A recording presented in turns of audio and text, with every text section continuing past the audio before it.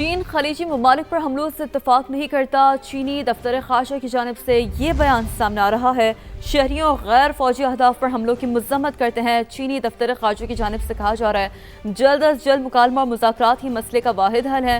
چین امن کے قیام کے لیے اپنی کوششیں جاری رکھے گا، امن بحال کرنے کے لیے تمام فریقوں کے ساتھ رابطے مضبوط کریں گے۔ تو چین کا یہ موقف ہے، چین خلیجی ممالک پر حملوں سے اتفاق نہیں کرتا۔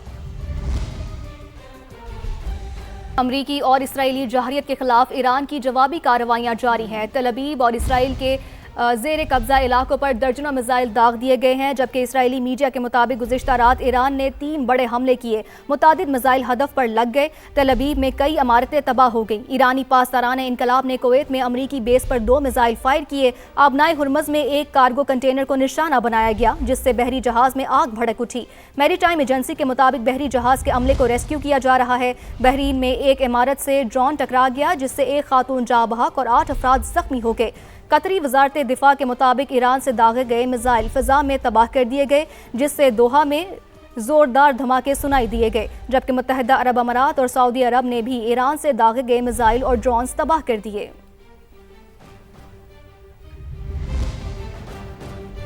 وزیراعظم شہباز شریف کا ایرانی صدر سے ٹیلی فونک رابطہ ہوا ہے۔ وزیراعظم نے آیت اللہ خامنہئی کی شہادت پر اظہار تعزیت کیا۔ ایرانی میڈیا یہ بتا رہا ہے کہ وزیراعظم نے نئے سپریم لیڈر مجتبیٰ خامنہئی کے انتخاب پر مبارکباد دی ہے۔ امید ہے مجتبیٰ خامنہئی کی قیادت میں ایران مزید ترقی کرے گا۔ وزیراعظم شہباز شریف کی جانب سے یہ بھی کہا گیا، جبکہ ایرانی صدر یہ کہتے ہیں کہ عالمی برادری بنیادی مسئلے پر توجہ دے، ورنہ دنیا عدم استحکام سے دوچار ہوگی۔ تو آپ کو بتائیں اس اہم رابطے کے بارے میں ایک ٹیلی فونک رابطہ ہوا وزیر اعظم شہباز شریف اور ایرانی صدر مسعود پزشکیان کے درمیان۔ ایران کے میزائل حملوں سے اسرائیل میں بڑے پیمانے پر نقصانات ہوئے ہیں۔ اسرائیلی ٹیکس آفس کو نقصانات کے ازالے کی 9115 درخواستیں موصول ہوئی ہیں، جبکہ 6586 عمارتوں 1485 گاڑیوں کو نقصان پہنچا ہے۔ اسرائیلی حکام کی جانب سے ایسا کہا گیا ہے۔ ایران کے میزائل حملوں سے اسرائیل میں بڑے پیمانے پر نقصانات ہوئے ہیں، جبکہ اسرائیلی ٹیکس آفس کو نقصانات کے ازالے کی 9115 درخواستیں موصول ہوئی ہیں۔ امریکی ٹی وی CNN کا نمائندہ ایران میں بمباری سے بال بال بچ گیا۔ تہران میں رپورٹنگ کے دوران امریکی اور اسرائیلی طیاروں نے بمباری شروع کر دی۔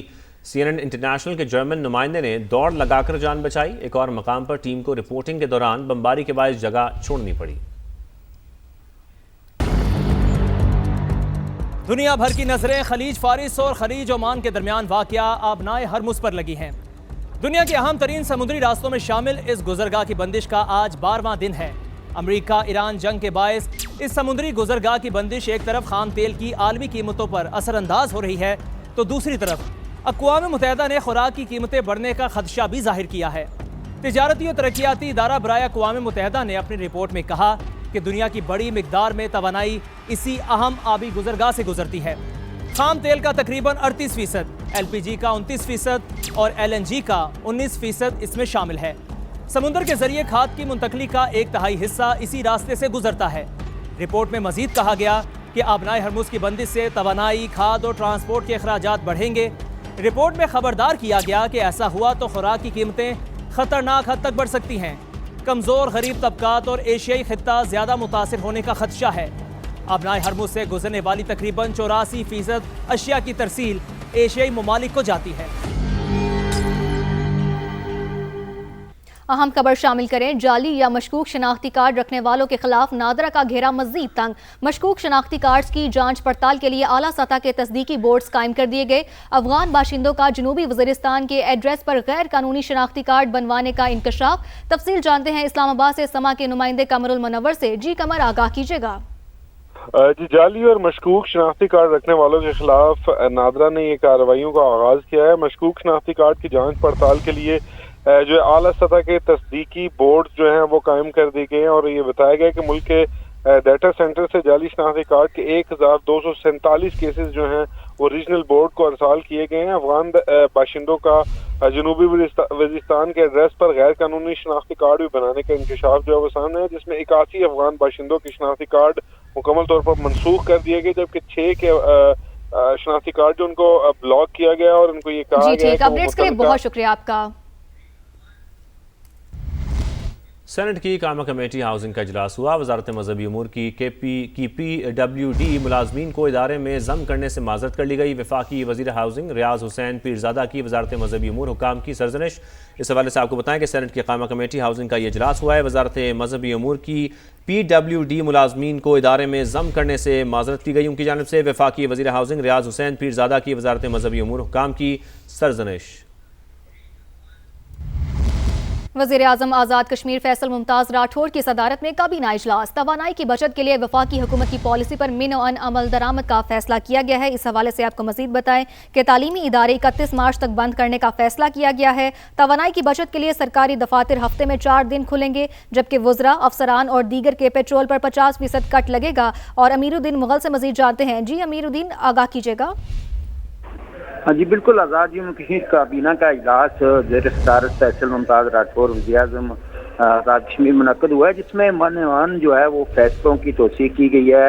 وفاقی حکومت کی طرف سے جو فیصلے کیے گئے ہیں اس تازہ ترین صورتحال میں، اس کے تحت جو ہے 50% کٹ لگا دیا گیا ہے پیٹرول ڈیزل کی مد میں، اور اسی طرح تنخواہوں میں بھی کٹ لگایا گیا ہے۔ اور خاص بات یہ ہے کہ 31 مارچ تک جو ہے تعلیمی اداروں کو بھی بند کر دیا گیا ہے، اور فوری طور پر یہ جو فیصلے کیے گئے اس پر عمل درآمد ہوگا۔ یہی جو ہے کابینہ میں وزیر اعظم آزاد کشمیر نے ہدایات جاری کی ہیں تمام محکموں کو۔ ہدایات جاری کی ہیں، اپڈیٹس کے لیے بہت شکریہ۔ وفاقی وزیر مواصلات عبدالعلیم خان کی زیر صدارت NHA اجلاس میں اہم فیصلوں کی منظوری دے دی گئی ہے۔ لاہور سیالکوٹ 2 لین موٹر وے کو 3 لین کرنے کے منصوبے پر جلد کام شروع ہوگا۔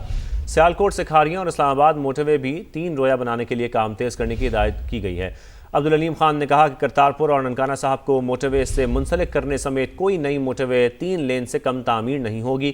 نئے منصوبے مستقبل کی سفری ضروریات کو مد نظر رکھ کر بنانے ہیں۔ اسلام آباد سے شکیل احمد کی رپورٹ دیکھیے۔ وفاقی وزیر مواصلات عبدالعلیم خان کی زیر صدارت NHA اجلاس میں بڑے فیصلے۔ وزیر مواصلات نے 2 ٹوک واضح کر دیا کہ آئندہ کوئی نئی موٹر وے 3 لین یعنی 2 طرفہ 6 لین سے کم تعمیر نہیں ہوگی۔ سیالکوٹ کھاریاں اسلام آباد موٹر وے بھی 2 کے بجائے اب 3 رویہ بنے گی۔ جاری منصوبے پر کام تیز کرنے کی ہدایت کر دی گئی۔ لاہور سیالکوٹ 2 لین موٹر وے کو 3 لین کرنے کے منصوبے پر بھی کام جلد شروع ہوگا۔ NHA کو FWO کے اشتراک سے سیالکوٹ سے راولپنڈی موٹر وے پر کام تیز کرنے کی ہدایت۔ وزیر مواصلات عبدالعلیم خان نے کہا کہ اس منصوبے کی تکمیل سے M2 پر دباؤ کم ہوگا اور لاہور اسلام آباد سفر میں نمایاں بہتری ہوگی۔ لاہور اسلام آباد فاصلے میں 100 کلومیٹر کی کمی اور باقی 1 گھنٹے کی بچت ہوگی۔ اجلاس میں وزیر مواصلات نے واضح کیا کہ کرتارپور اور ننکانہ صاحب کو موٹر ویز سے منسلک کرنے والی شاہراہات کو بھی 3 لین اور حفاظتی باڑ کے ساتھ بنایا جائے گا۔ سکھ سیاحوں کے لیے 3، 4 اور 5 اسٹار ہوٹلز اور شاپنگ مالز بنیں گے، جس کے لیے بڑے پیمانے پر غیر ملکی سرمایہ کاری ہو سکتی ہے۔ وزیر مواصلات نے NHA کو یورپ، برطانیہ، کینیڈا اور امریکہ میں انویسٹمنٹ روڈ شو کرنے کی ہدایت کی۔ کہا ان اقدامات سے ذرائع مواصلات بہتر ہونے کے ساتھ ساتھ پاکستان کا سافٹ امیج بھی اجاگر ہوگا۔ ایران کے نئے سپریم لیڈر مجتبیٰ خامنائی جنگ کے آغاز میں زخمی ہوئے تھے، نیو یارک ٹائمز کا دعویٰ۔ ایرانی ذرائع نے بتایا مجتبیٰ خامنائی کو ٹانگ پر زخم آیا تھا۔ مجتبیٰ خامنائی 28 فروری کے حملے میں زخمی ہوئے تھے۔ سپریم لیڈر بننے کے بعد ابھی تک مجتبیٰ خامنائی کا کوئی بیان سامنے نہیں آیا۔ ایران کے نئے سپریم لیڈر مجتبیٰ خامنائی جنگ کے آغاز میں زخمی ہوئے تھے، نیو یارک ٹائمز کا دعویٰ۔ ایرانی ذرائع نے بتایا مجتبیٰ خامنائی کو ٹانگ پر زخم آیا تھا۔